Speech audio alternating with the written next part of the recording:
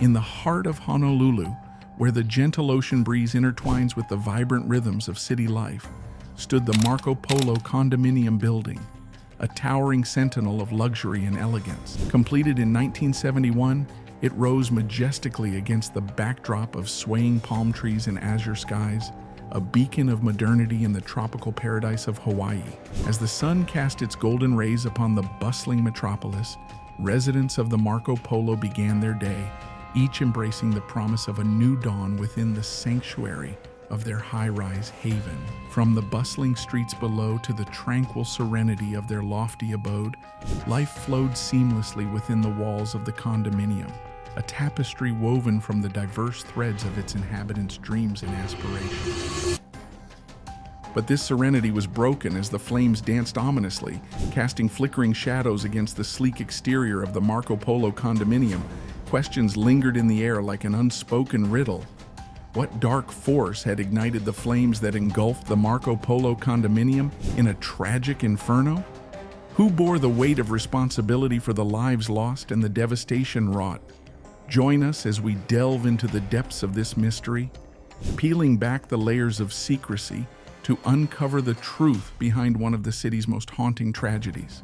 It was on a sweltering afternoon, July 14, 2017, that fate cast its cruel hand upon the Marco Polo. At precisely 2:17 p.m., the tranquility of the condominium was shattered by the piercing wail of sirens as flames erupted on the 26th floor, igniting a conflagration that would consume everything in its path.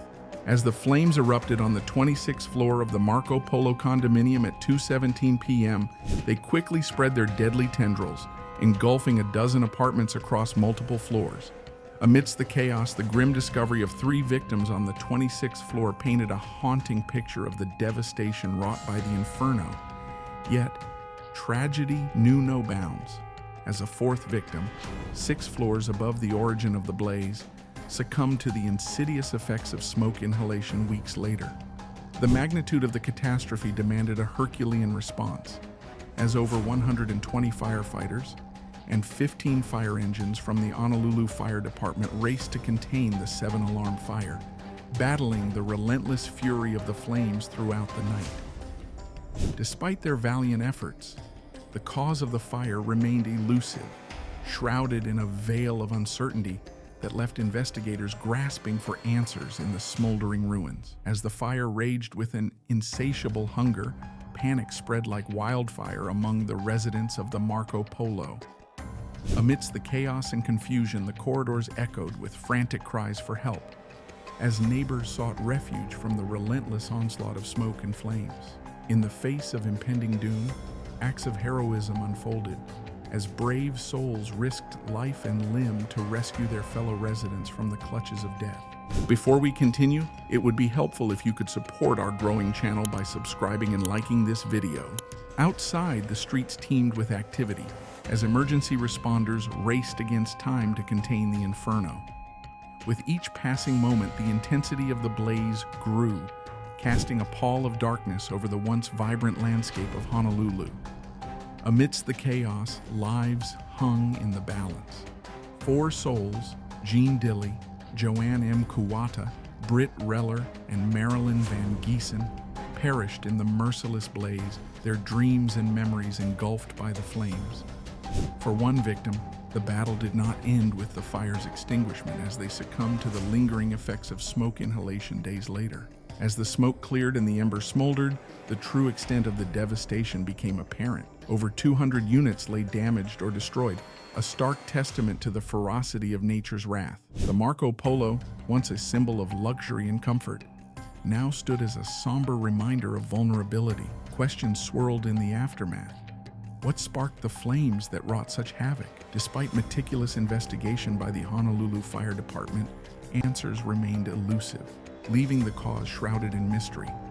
Yet, amidst the despair, a glimmer of hope emerged.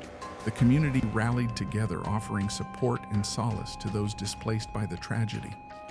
A shelter was established at Iolani School, providing refuge for the displaced residents as they grappled with the enormity of their loss. In the wake of the Marco Polo fire, the city of Honolulu vowed to enact change. Recognizing the need for greater safety measures, Ordinance 1814 was passed, mandating safety evaluations and retrofitting for buildings 10 stories or higher. Among the victims were Jean Dilly, an elderly woman whose gentle smile had brightened the corridors of the Marco Polo for decades, and Joanne M. Kuwata, a beloved member of the community whose kindness knew no bounds. Britt Reller, a vibrant soul whose zest for life had inspired all who knew her, and Marilyn Van Giesen, whose grace and elegance had left an indelible mark upon the fabric of the condominium. Yet, even in the face of unspeakable tragedy, the human spirit refused to be extinguished. Across Honolulu, an outpouring of support and solidarity swept through the city as residents rallied together to aid those displaced by the fire. From makeshift shelters to acts of kindness and compassion, the community stood united in the face of adversity, a beacon of hope amidst the darkness. As the smoke cleared and the embers faded, the Marco Polo stood as a solemn reminder of the fragility of life and the fleeting nature of existence. In the aftermath of the fire, questions lingered, their answers lost amidst the ashes of the past. What had sparked the flames that wrought such devastation? Despite exhaustive investigations by the Honolulu Fire Department, the cause remained shrouded in mystery, leaving behind a void that could never be filled. In the wake of the Marco Polo fire, the devastation wrought upon the iconic condominium reverberated through the heart of Honolulu, leaving a trail of destruction and despair in its wake.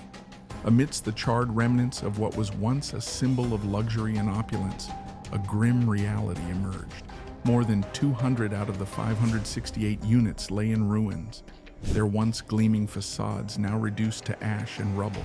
The toll of human life was equally staggering, with 4 souls tragically lost to the merciless fury of the Inferno: Jean Dilly, Joanne M. Kuwata, Britt Reller, and Marilyn Van Giesen, a poignant reminder of the fragility of existence. Yet, as the smoke cleared and the embers faded, attention turned to the root causes of this catastrophic event. It soon became apparent that a critical safety measure was conspicuously absent from the Marco Polo complex: a sprinkler system. In a building erected in 1971, 4 years prior to the mandatory requirement for sprinklers in new constructions in Honolulu, this deficiency proved to be a fatal oversight.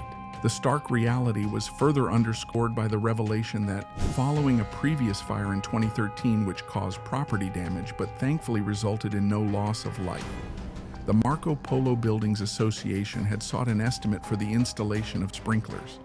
However, the exorbitant cost, $8,000 per condo, totaling a staggering $4.5 million for the entire complex, proved to be a deterrent, and the crucial safety measure remained unrealized. Tragically, the absence of sprinklers wasn't an isolated issue limited to the Marco Polo. More than 300 high-rises across Oahu shared this vulnerability, placing countless lives at risk. However, in the aftermath of the tragedy, local and Hawaii lawmakers began to contemplate legislative action to rectify this glaring oversight. Honolulu Mayor Kirk Caldwell and Hawaii State Senator Glenn Wakai lent their voices in support of making sprinklers mandatory for older complexes like the Marco Polo, recognizing the urgent need to prioritize public safety. In response to the Marco Polo fire, the City and County of Honolulu enacted Ordinance 1814 in May 2018, a sweeping mandate requiring all buildings 10 stories or higher to undergo safety evaluations and retrofit necessary improvements, including the installation of automatic sprinkler systems. Yet, progress remained sluggish. Out of 102 buildings evaluated by April 2021, only 6 had met the rigorous safety standards. With a deadline looming in the spring of 2024, the race against time had begun to ensure the safety of high-rise residents across Honolulu. As the investigation into the Marco Polo fire continued, the glaring failures in safety regulations and preventative measures cast a long shadow over the city.